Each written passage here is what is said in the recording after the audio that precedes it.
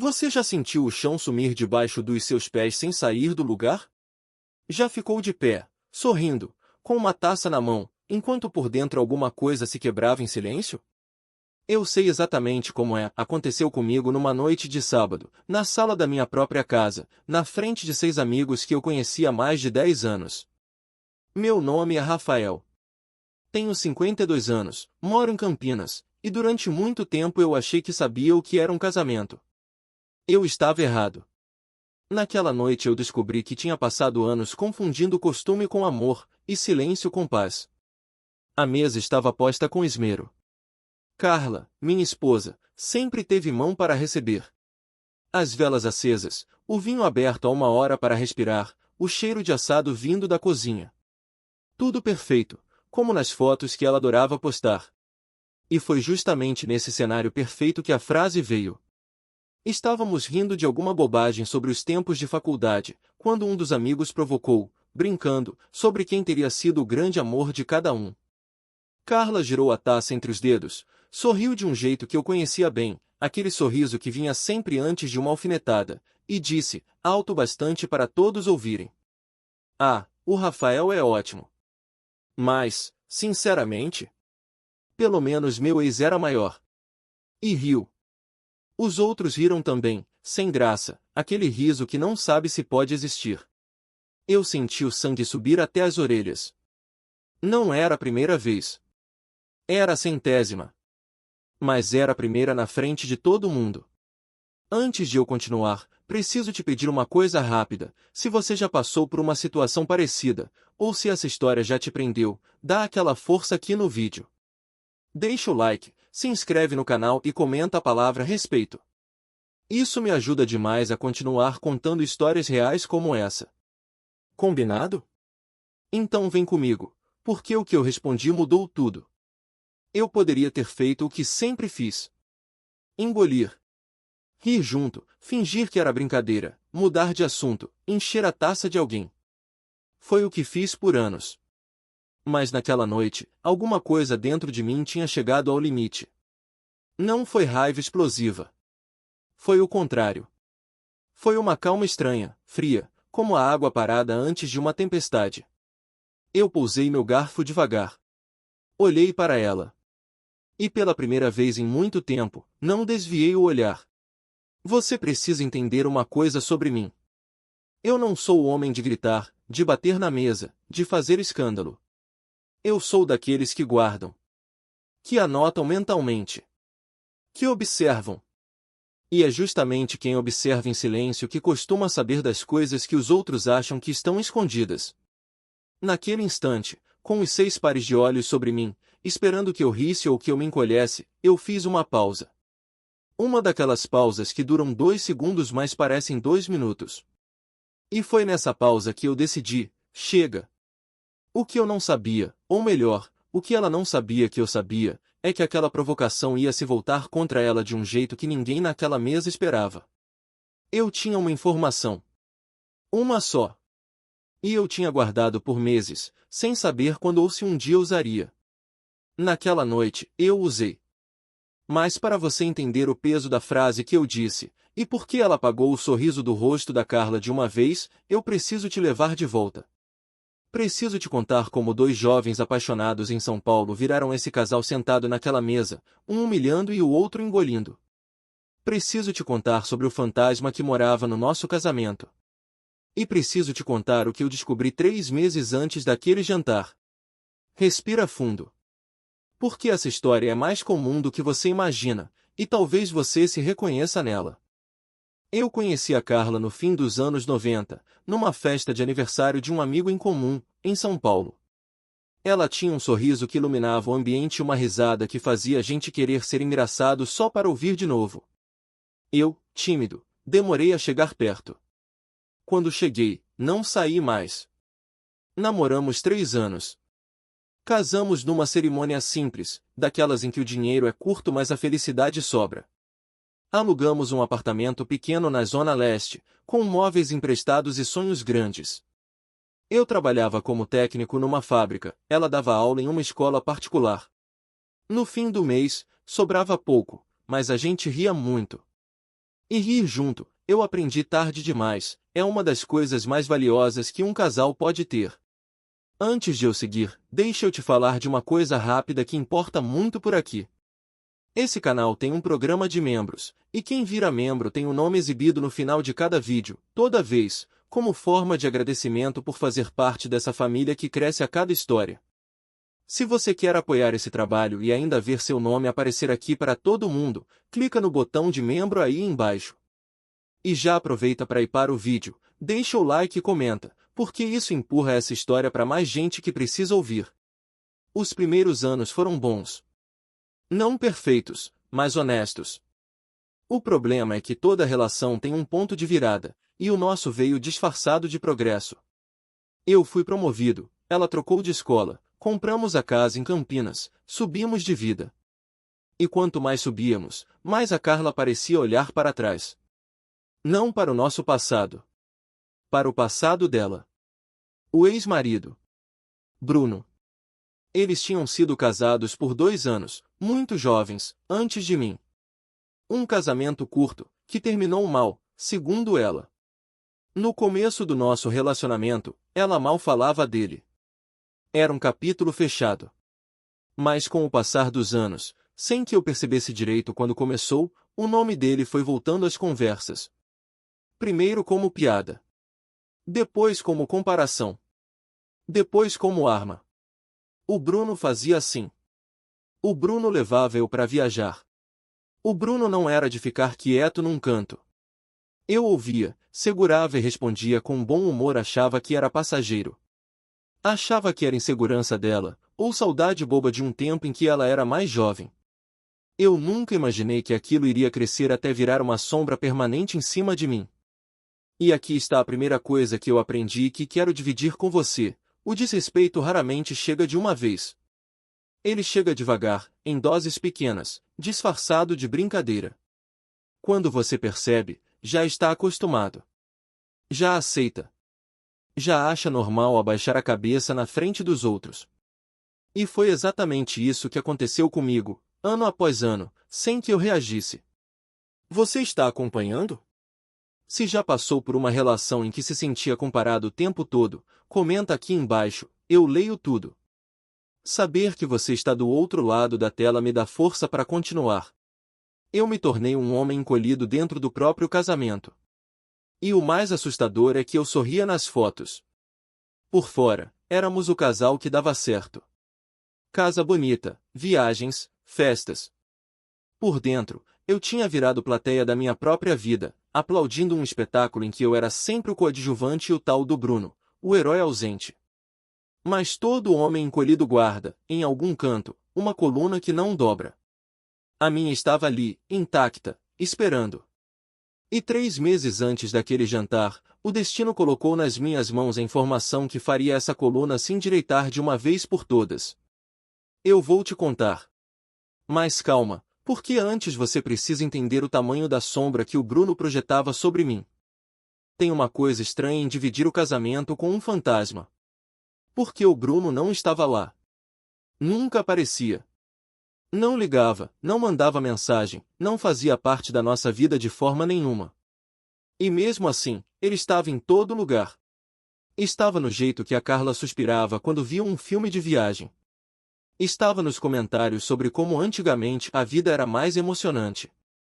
Estava nas comparações que vinham quando eu menos esperava, no meio de uma conversa banal sobre o jantar ou sobre as contas do mês. O que me incomodava não era o homem. Era o que ele tinha virado na cabeça dela, um ideal. E ninguém vence um ideal. Porque o ideal não erra, não engorda, não fica cansado depois de um dia de trabalho, não esquece de tirar o lixo. O ideal é perfeito justamente porque não está presente para estragar a imagem. Eu, de carne e osso, com meus defeitos à mostra, perdia toda a discussão para um sujeito que ela não via há mais de 20 anos. Eu tentei conversar. Várias vezes. Eu dizia, com calma, Carla, me incomoda quando você me compara com ele. E ela revirava os olhos, dizia que eu era inseguro, que era só brincadeira, que eu não sabia receber uma piada. E aí estava o golpe de mestre, a culpa virava minha. Eu, que era humilhado, ainda saía da conversa como se o problema fosse a minha sensibilidade. Esse é um mecanismo cruel, e talvez você já tenha vivido isso. A pessoa te fere, e quando você reclama da ferida, ela diz que você é exagerado. Com o tempo, você para de reclamar. Não porque parou de doer, mas porque cansou de ser o vilão da própria dor. Foi o que aconteceu comigo. Eu calei. E o silêncio, que parecia paz, era só rendição. Eu lembro de uma noite, uns 2 anos antes do jantar, em que a coisa ficou mais clara. Estávamos na cama, e ela, meio sonolenta, comentou que tinha sonhado com uma viagem antiga, daquelas que tinha feito quando era mais nova. Eu perguntei, inocente, que viagem era. Ela demorou um segundo e disse, foi com o Bruno. E virou para o lado, dormir. Eu fiquei acordado olhando para o teto. Não por ciúme do passado, isso é bobagem, todo mundo tem um passado. O que me machucou foi perceber que, na cabeça dela, os melhores momentos da vida tinham acontecido antes de mim. Que eu, com mais de 20 anos de casamento, ainda era o segundo colocado de uma corrida que terminou no século passado. E foi mais ou menos nessa época que eu comecei a mudar por dentro, sem dizer nada. Não de raiva. De clareza. Eu comecei a enxergar o casamento como ele realmente era, e não como as fotos diziam que era. Comecei a prestar atenção. E quem presta atenção, percebe coisas. Percebi, por exemplo, que a Carla guardava o telefone de um jeito diferente nos últimos tempos. Que sorria para a tela em horas estranhas. Eu não era um homem ciumento, nunca tinha mexido no celular dela na vida. Mas há uma diferença entre confiança e cegueira, e eu estava começando a sair de uma e entrar na outra. Antes de avançar, me conta, você acha que reparar nessas mudanças é ciúme ou é instinto? Comenta aqui, eu fico curioso para saber o que você pensa. E se essa história está te prendendo, dá um like para ela alcançar mais gente. Eu ainda não sabia de nada concreto. Era só uma sensação, um incômodo na boca do estômago. Mas a vida é engraçada. Quando a gente começa a abrir os olhos, ela costuma nos mostrar exatamente aquilo que a gente não estava pronto para ver. E o que eu vi, 3 meses antes daquele jantar, mudou tudo. Mas eu ainda não vou te contar. Antes, preciso que você sinta na pele o tamanho das pequenas humilhações que eu vim engolindo. Porque sem isso, você não vai entender por que aquela frase, naquela mesa, foi a gota d'água. As grandes feridas a gente até percebe. O que mata um casamento, na maioria das vezes, são as pequenas. As que vêm embrulhadas em risada, em ai, você não aguenta uma brincadeira, em que isso, amor, tô só zoando. São essas que furam o pneu devagar, até o carro parar no meio da estrada sem você entender quando esvaziou. Comigo foi assim. Deixa eu te dar exemplos, porque acho que muita gente que está me ouvindo vai reconhecer. Tinha um churrasco na casa do meu cunhado. Eu contava uma história qualquer, animado, e a Carla me cortava. Nossa, Rafael, vai direto ao ponto, você enrola demais. Todo mundo ria. Eu engolia e ia direto ao ponto. Mas o ponto, mesmo, era que eu tinha aprendido a falar menos para não dar abertura. Tinha o jeito que ela falava do meu trabalho. Eu me orgulhava da minha profissão, tinha subido com esforço, mas para ela sempre soava pequeno perto do que o filho de não sei quem tinha conquistado, ou perto do que o Bruno, segundo ela, estava fazendo da vida agora. Ela nem sabia direito o que ele fazia. Mas a fantasia era sempre maior que a minha realidade. Tinha aparência. Os comentários sobre meu cabelo ralo, sobre a barriga que cresceu com a idade, sobre como eu tinha me deixado, como se ela tivesse ficado igual aos 25 anos, como se o tempo só passasse para mim. Eu nunca, nem uma vez, apontei o que o tempo tinha feito nela. Não por ser melhor, mas porque eu a amava como ela era. Esse era o detalhe que doía, o amor era de mão única.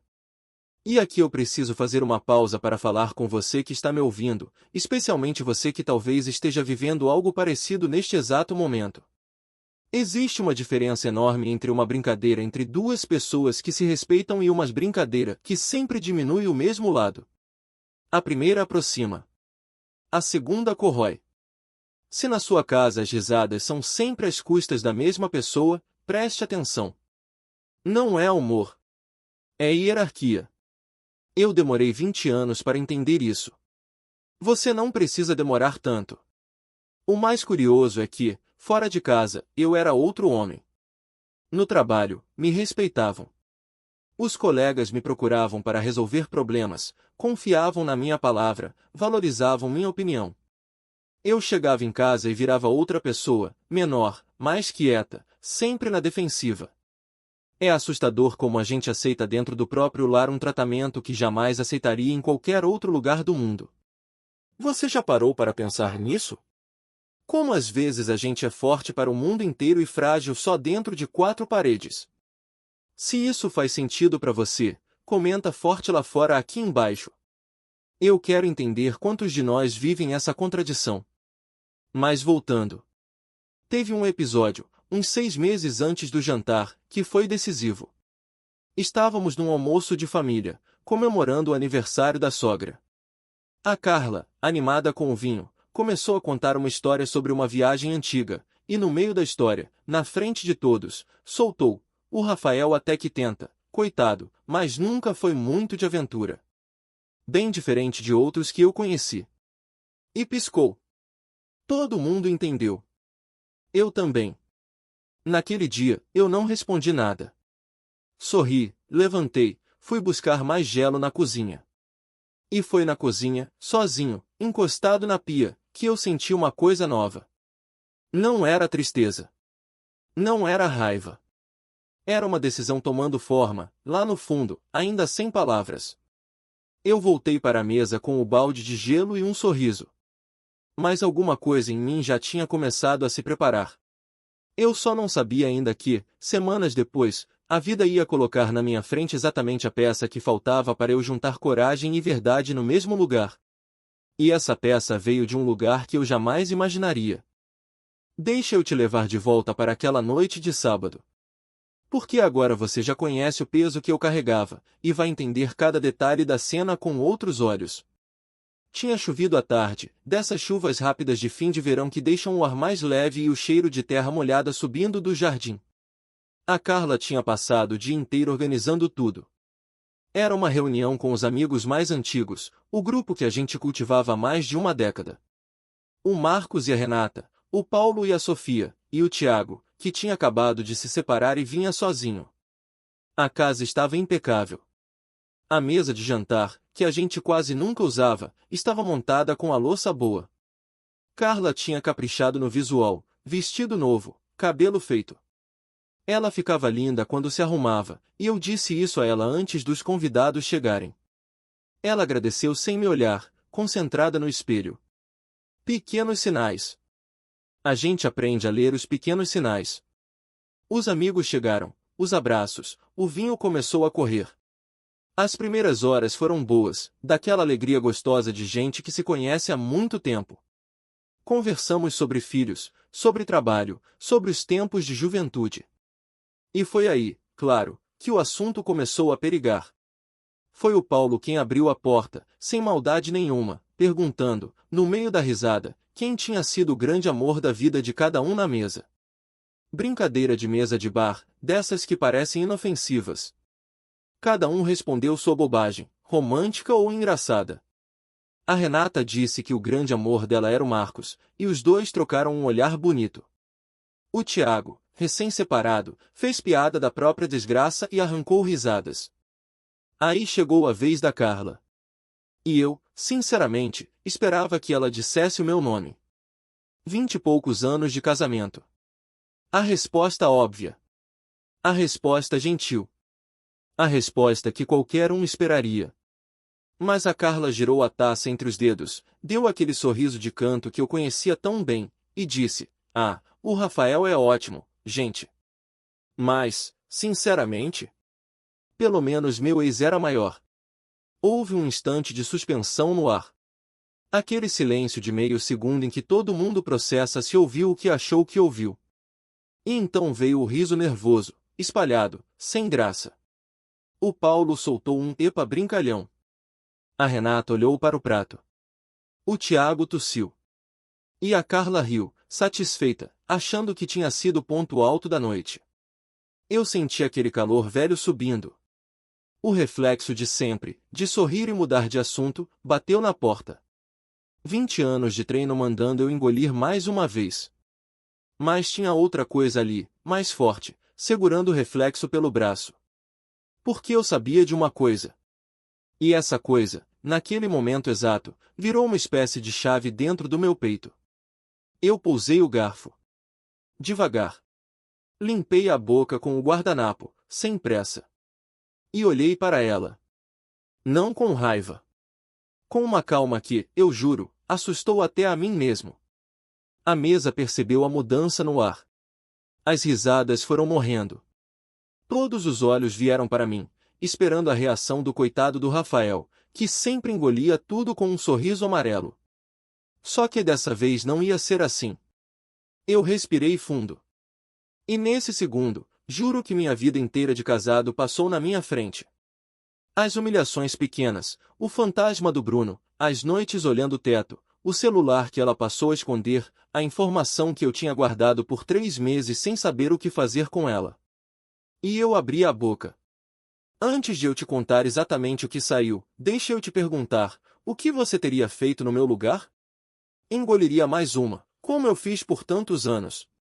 Ou diria o que estava entalado. Comenta aqui embaixo, porque eu sei que você tem uma opinião. E se você quer ouvir a frase que apagou o sorriso da Carla, fica comigo, porque é exatamente isso que vem agora. A sala inteira estava em silêncio. 6 pessoas paradas, as taças no ar, o assado esfriando no prato. A Carla ainda tinha o resto do sorriso no rosto, esperando que eu fizesse o de sempre, rir junto e me diminuir mais um pouco para a plateia. Eu olhei para ela, bem nos olhos, e disse, com a voz mais calma que eu já tive na vida. Pode ser, Carla. O seu ex pode ter sido maior em tudo o que você quiser. Mas tem uma coisa em que eu sempre fui maior do que ele, eu fiquei. Faz 22 anos que eu fico, todo santo dia, mesmo nos dias em que você não me escolheria de novo.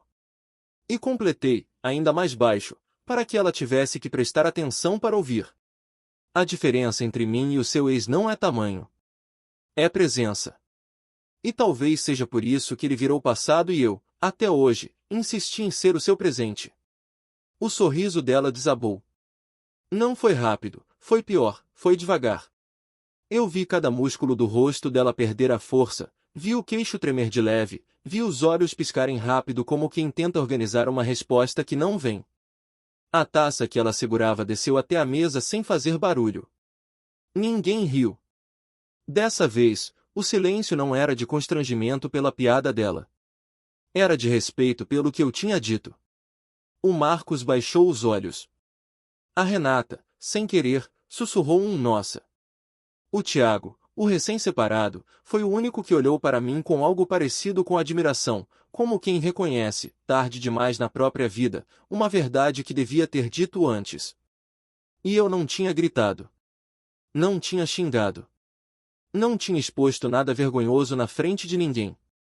Foi isso que tornou tudo mais forte.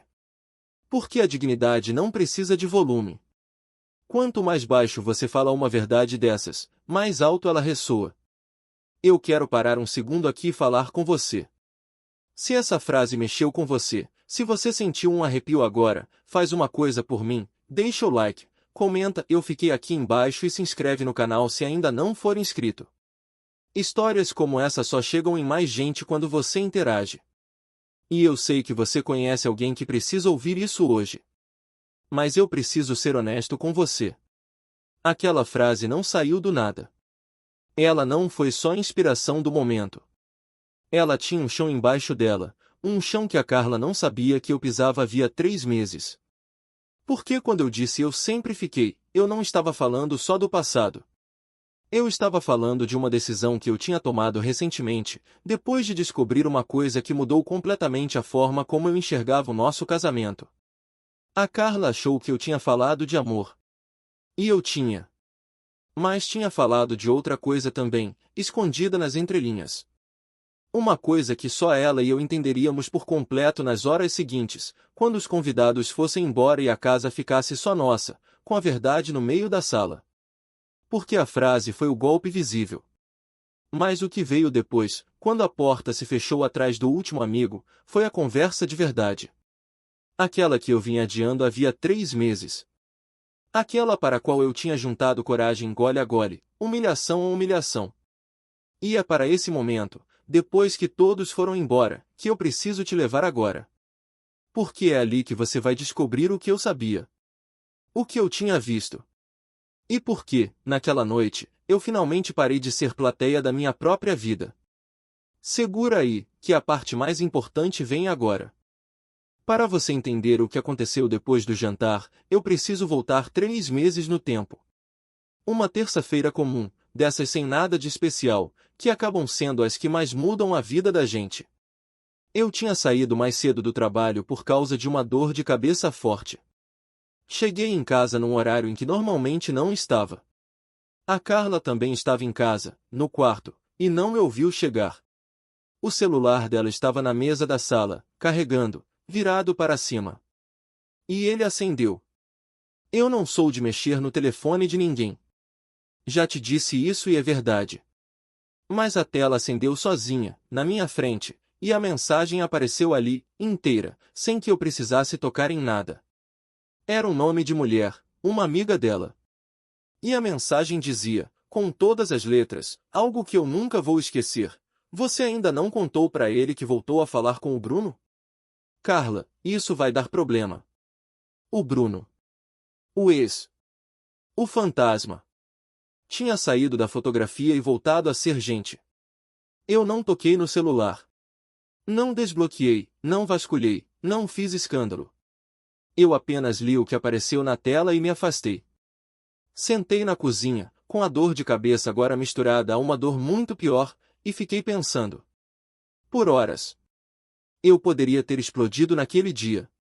Poderia ter entrado no quarto, jogado o telefone na cama, exigido explicações. Era o que muita gente faria, e ninguém julgaria. Mas eu não fiz. E não por covardia. Por estratégia, eu diria hoje, mas na época foi mais por dignidade. Eu não queria descobrir minha vida aos berros. Eu queria entender o que estava acontecendo antes de decidir o que sentir. Nas semanas seguintes, eu observei. Calado, atento, do jeito que sempre fui. E fui juntando os pedaços. Os sorrisos para a tela em horas estranhas. As saídas para encontrar as amigas que voltavam tarde demais. O cuidado novo com a aparência.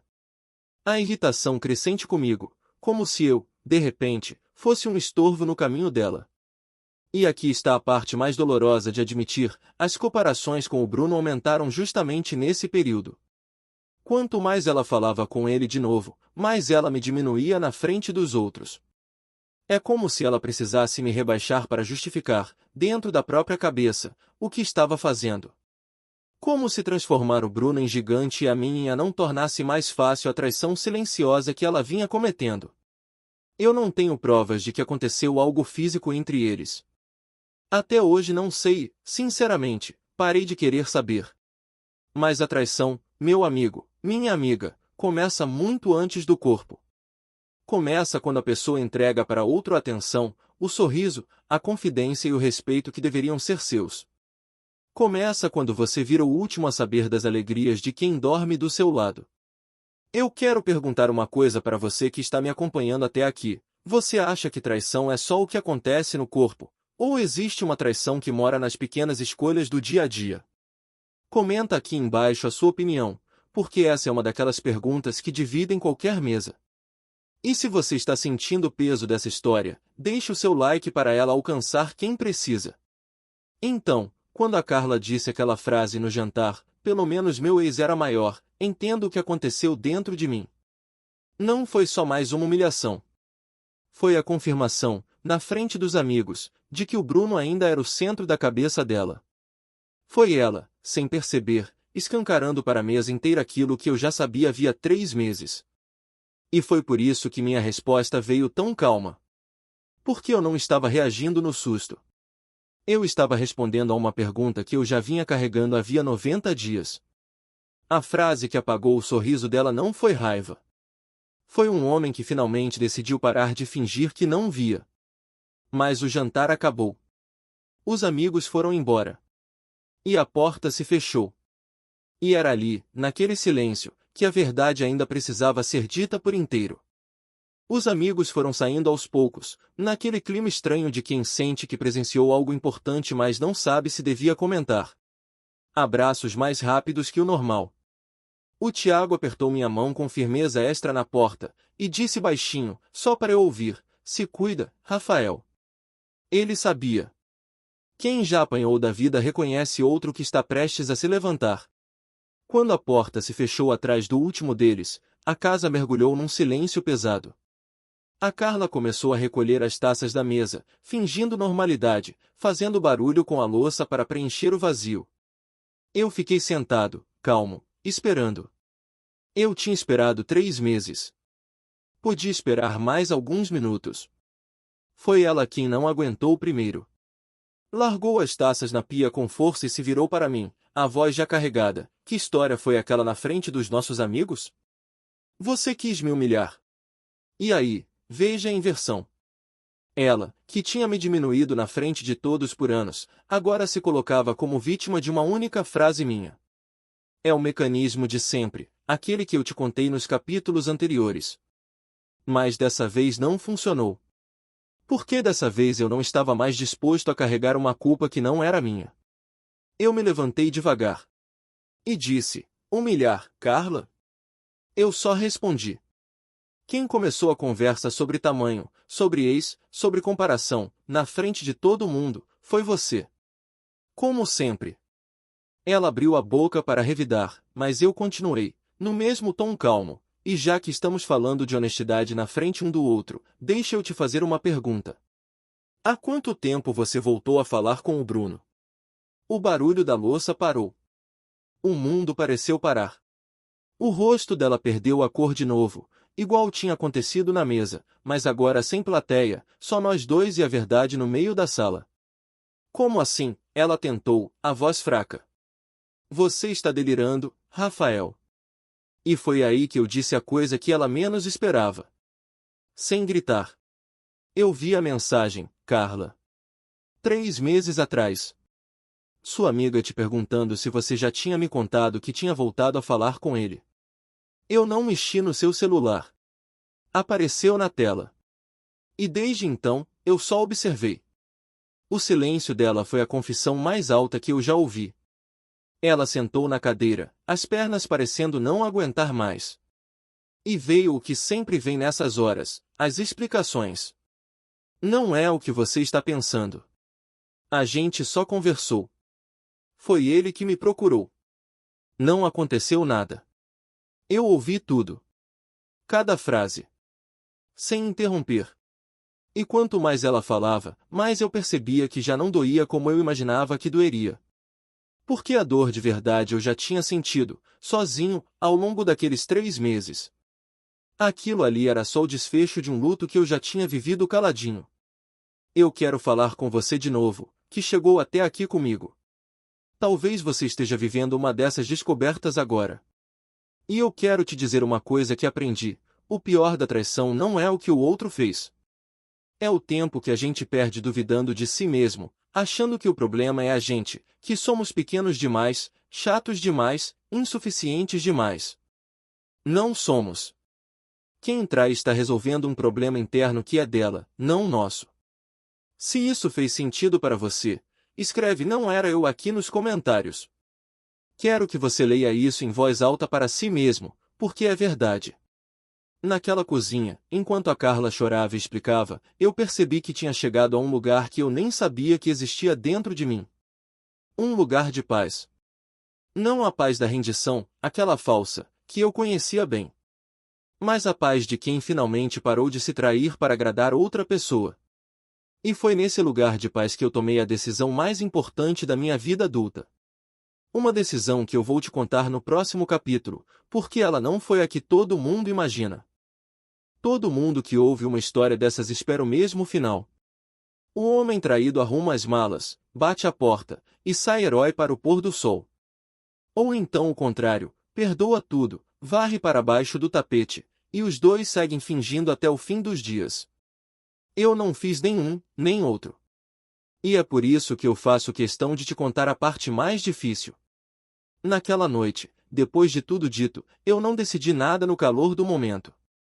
Eu subi, dormi no quarto de hóspedes, e no dia seguinte fui trabalhar como se o mundo não tivesse desabado, porque às vezes a vida exige isso da gente. Mas por dentro, eu estava decidindo. E levei algumas semanas. Eu olhei para 22 anos de casamento. Olhei para o que tinha sido bom, e tinha sido, eu não vou mentir e dizer que foi tudo ruim. Olhei para os filhos que a gente não teve mais para a vida que a gente construiu. E olhei, com honestidade, para a pergunta que importava: dá para reconstruir respeito onde ele foi pisado por tanto tempo?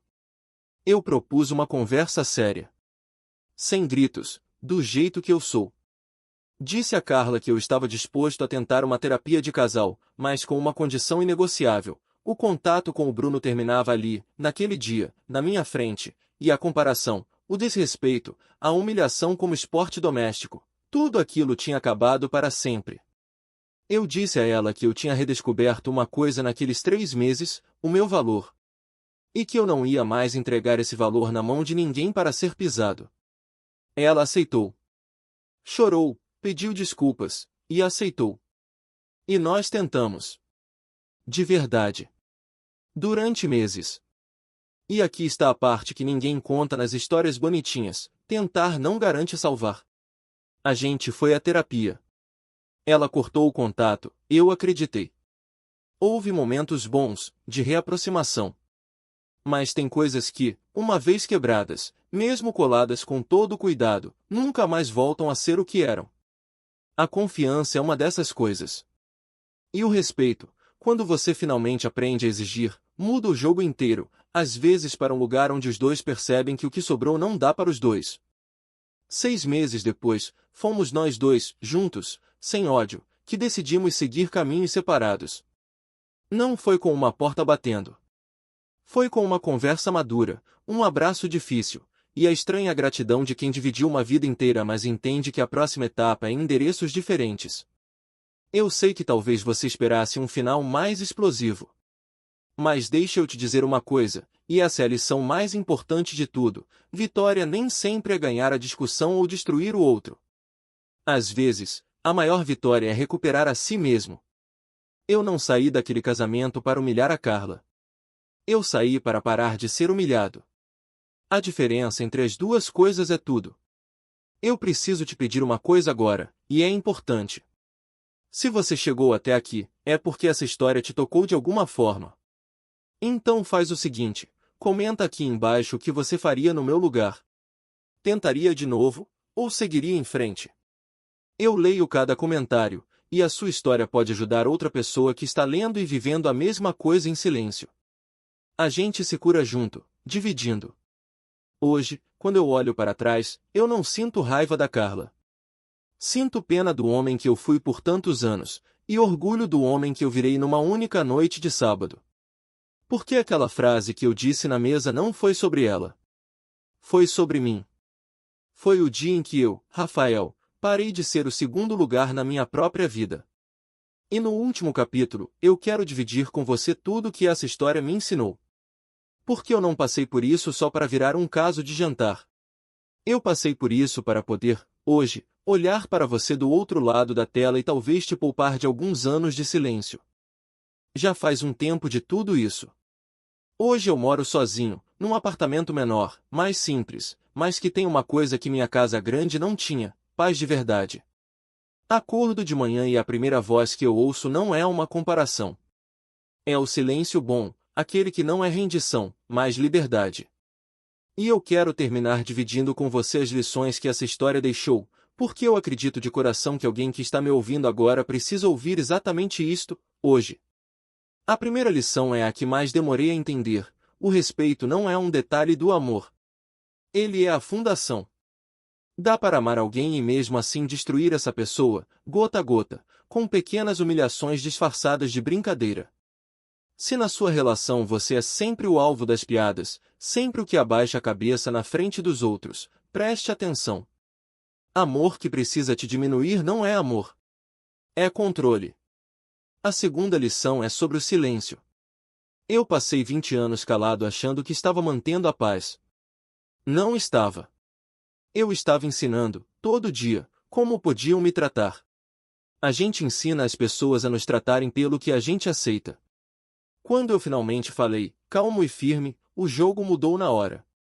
Não porque eu gritei mais alto, mas porque eu, enfim, me dei o valor que esperava que os outros me dessem de graça.